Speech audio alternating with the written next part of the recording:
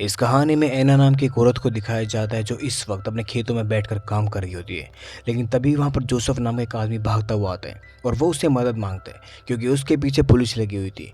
ये देखकर ऐना उसकी मदद करने की सोचती है और उसे अपने लहंगे में छुपा लेती है और इस तरह से ऐना उसे बचा लेती है।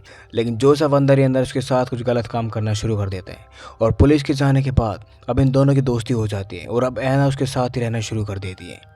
पर आपको तो पता है कि कानून के हाथ बहुत लंबे होते हैं, इसलिए कुछ दिनों बाद जोसेफ को ढूंढ लिया जाता है।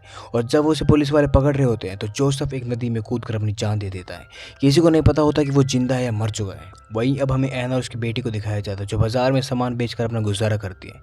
ऐना की बेटी एंगस अपने कजन से प्यार करती है, लेकिन उसकी शादी एक शेफ से कर दी जाती है जिसका नाम एल्फ्रेड होता है।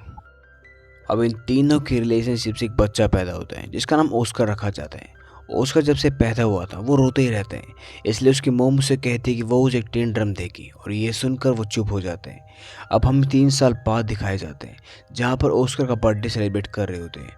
ऑस्कर बड़े लोगों को इतने अजीब तरीके से बर्थडे सेलिब्रेट करते हुए देखकर वो डिसाइड करता है कि वो कभी भी बड़ा नहीं होगा, इसलिए वो सीढ़ी से नीचे गिर जाते हैं जिससे ऑस्कर हमेशा के लिए 3 साल का ही बनकर रह जाता है, यानी कि वो बोना बनकर रह जाता है। ऑस्कर को अपना ड्रम बहुत ज़्यादा पसंद था और जब भी कोई उससे उसका वो ड्रम छीनता था वो जोर से चिल्लाता था। कहानी में कुछ समय बाद दिखाया जाता है कि ऑस्कर 6 साल का हो चुका है, पर अब भी वो 3 साल का ही नजर आता है क्योंकि वो बड़ा नहीं होना चाहता। साथ ही वो ड्रम भी अपने साथ आज भी रखता है और आज भी कोई उसके ड्रम को हाथ लगाता है तो वो ज़ोर ज़ोर से चिल्लाना शुरू कर देते हैं।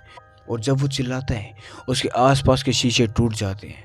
ये देखकर लोग बहुत हैरान हो जाते हैं। साथ ही ऑस्कर के पेरेंट्स को ये समझ नहीं आ रहा था कि वो बड़ा क्यों नहीं हो रहा। अब एंगस हर वीरवार ऑस्कर को एक दुकान पर छोड़कर अपने बॉयफ्रेंड जेन से मिलने जाती है और उसके साथ इंटीमेट होती है। पर एक दिन ऑस्कर को ये सब पता चल जाता है। पर इसी तरह बहुत साल बीत जाते हैं और ऑस्कर 12 साल का हो जाता है। एक दिन ऑस्कर अपने मोम और डैडी के साथ जब सर्कस देख रहा था तो वहाँ पर उसे कुछ बौने लोग दिखाई देते हैं जिन्हें देखकर एंगस को लगता है कि उनका बेटा भी बौना है। और जैसे ही सर्कस खत्म होती है ऑस्कर फेब्रन नाम के बौने से मिलता है। वहाँ पर वो बौना ऑस्कर को देखकर उसे अपने साथ काम करने के लिए ऑफर करता है। पर तभी ऑस्कर के पेरेंट्स वहाँ पर आ जाते हैं और वो उसे अपने साथ ले आते हैं। कुछ समय बाद हम देखते हैं कि एंगस अपने बेटे को जिस शो पर छोड़कर जाती थी उसे भी एंगस से प्यार हो जाता है और वो एंगस को लंदन चलने के लिए कहता है, पर एंगस साफ इनकार कर देती है। पर जब एंगस को पता चलता है कि वो जैन के बच्चे की माँ बनने वाली है तो वो बहुत परेशान हो जाती है। दूसरी तरफ एंगस के पति को इस बात का कोई फर्क नहीं पड़ता, वो बस एंगस को खुश देखना चाहता है।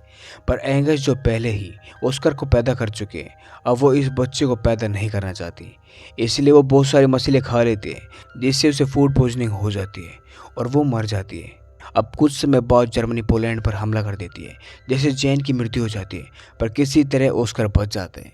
अब हमें एल्फ्रेड को दिखाया जाता है जो मारिया नाम की एक लड़की को अपनी शो पर काम करने के लिए रखता है जो सिर्फ 16 साल की है। साथ ही मारिया ऑस्कर का भी ध्यान रखती है जिसके चलते ऑस्कर को मारिया से प्यार हो जाता है। दरअसल ऑस्कर की उम्र भी मारिया जितनी थी, पर चूंकि उसकी हाइट नहीं बढ़ती थी तो मारिया को इस बात का नहीं पता था और वो उसे बच्चा समझती थी। पर एक रात जब एल्फ्रेड किसी काम की वजह से बाहर जाता है तो मौके का फ़ायदा उठाकर ऑस्कर मारिया के बिस्तर में घुस जाता है और उसके साथ इंटीमेट होता है। और जब ऑस्कर ये सब कर रहा था तो मारिया को भी बहुत अच्छा लगता है, इसलिए वो उसे नहीं रोकती और उनके बीच ये सब चलता रहता है। पर कुछ दिन बाद ऑस्कर को पता चलता है कि मारिया का एल्फ्रेड के साथ चक्कर चल रहा है। पर सच तो ये था कि वो एल्फ्रेड से प्यार करती थी और एल्फ्रेड सिर्फ उसका यूज़ कर रहा था। एक दिन जब मारिया परेशान होकर रो रही थी तो ऑस्कर उसे संभालने की कोशिश करता है, पर वो उसे बोना कहकर उसे लात मार देती है। अब कहानी में कुछ समय बाद देखते हैं कि मारिया का बेबी हो गया, जिसे देखकर सब बहुत खुश होते हैं। पर ऑस्कर को ये सब बिल्कुल अच्छा नहीं लग रहा था क्योंकि उसे लगता है कि वो बच्चा एल्फ्रेड का नहीं है बल्कि उसका है। और कुछ समय बाद ऑस्कर एक बार फिर से उस पौने दोस्त से मिलते हैं और वो उसके साथ सर्कस का शो भी करते हैं और उस शो में उसे रोमजीत नाम की एक लड़की से प्यार हो जाते हैं और इसीलिए अब वो बोने लोगों के साथ अपनी ज़िंदगी खुशी खुशी बिताता है।